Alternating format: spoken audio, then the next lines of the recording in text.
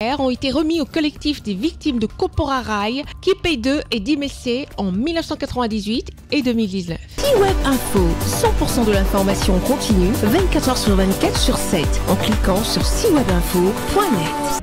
La date du 14 septembre 2024 marque une étape importante dans le processus de refondation initié par les autorités du CNRD. Après plusieurs années de mécontentement, de frustration, d'épreuves et de lutte sans relâche, les membres du collectif des victimes du Kopora Rail, Kipé2 et Dimessé ont enfin vu leurs droits rétablis avec la restitution de leurs titres fonciers et des plans parcellaires. Cette cérémonie s'est tenue à Wonkifong, dans la préfecture de Koya, sous la présidence du ministre secrétaire général de la présidence, le général Amara Kamara, en présence des membres du gouvernement et des hauts cadres de l'administration publique. À cette occasion, le représentant du préfet de Koya a souhaité la bienvenue aux participants et exprimé la joie des populations, soulignant leur satisfaction face à cet acte hautement symbolique du chef de l'État visant à restaurer la justice, promouvoir les droits humains fondamentaux et placer les intérêts généraux des Guinéens au-dessus de tout. Autrefois expropriés, ont bénéficié d'un recasement sur une superficie de 258 hectares. Au nom de ces bénéficiaires, le représentant du collectif, Samba So,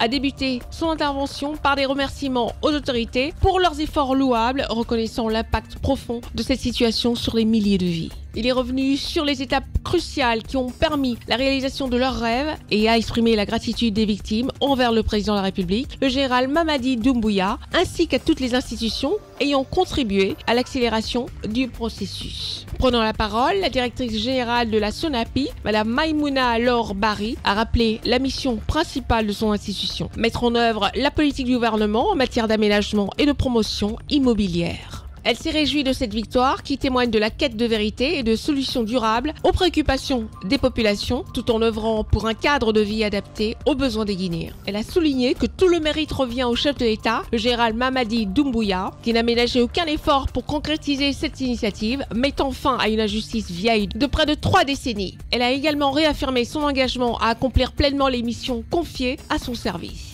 Le général Amara Kamara, ministre secrétaire général de la présidence, a quant à lui insisté sur l'importance historique de cet acte qui figurait parmi les priorités du président de la République, son Excellence le général Mamadi Doumbouya, dès l'avènement du CNRD. C'est pour moi un honneur et un privilège de prendre la parole en ce jour marquant la remise des terres aux impactés des opérations de déguerpissement des périmètres qui constituent aujourd'hui le centre directionnel de Koloma.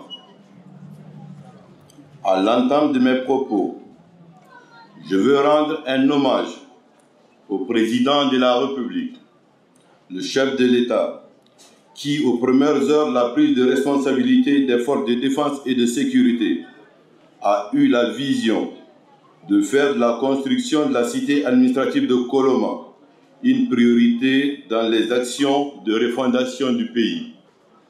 L'événement qui nous réunit est historique et la genèse remonte à 35 ans en se basant sur le décret qui a créé les réserves foncières de l'État.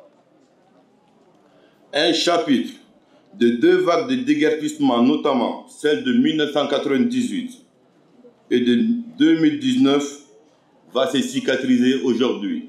Ceci grâce à la vision et à la détermination d'un seul homme, le président de la République, le général de corps d'armée Mamadi Doumbouya. Le 5 septembre 2021 était juste porteur d'espoir de changement pour un pays qui en avait tant besoin.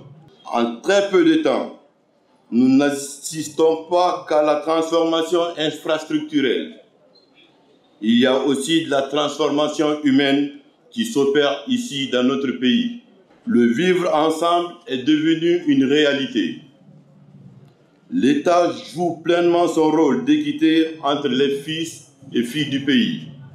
Je voudrais que cette cérémonie soit pour vous, pour nous, mais aussi pour tous les Guinéens, le symbole que le chef de l'État est résolument engagé à sécher les larmes de tous les fils de ce pays.